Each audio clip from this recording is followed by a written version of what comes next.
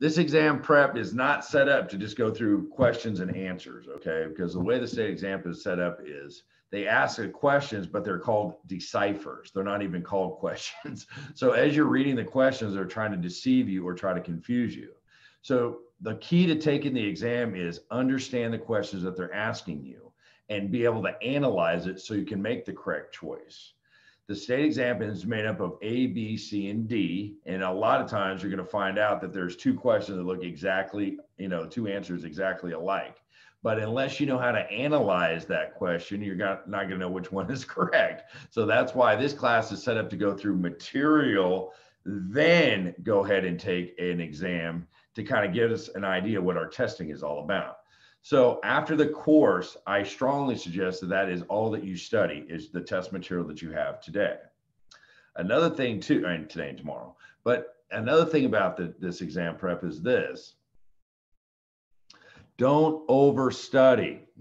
I had one guy the other day, he said, I've been staying up night, day, and everything else and stressing. And sometimes if you put too much information in your mind, it doesn't compute. So it sounds to me like you guys have a little bit of downtime, or you're not taking the test immediately. You got about 2 or 3 weeks before you do so. So if you have a couple of weeks to do so, my strongest suggestion is take maybe 2 or 3 hours a day, maybe an hour, not all day, all night, and rack your brain on it. Because what happens is you get into the test and you may freeze. See what I mean? So you got a lot of information going on, I understand, but you got to be able to departmentalize it and also be able to answer the questions appropriately. All right, so what we're gonna do is head on over to the first page of your exam prep booklet, and it should say, congratulations on completing your exam courses. This kind of gives you an idea of some really good ideas of how to help you take the test as well.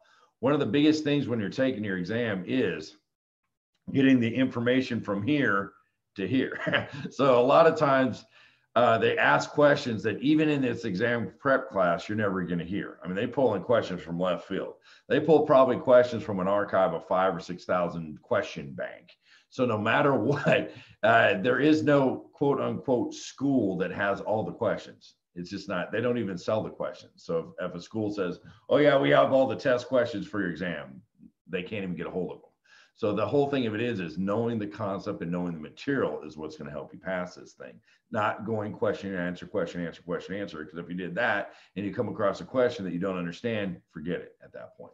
So what this class is all about is explaining what the material is. We are going to learn a little bit of real estate, but more than likely what's it about is passing the state exam. So everything that comes out of my mouth, everything that ends up in the chat box, everything is to help you.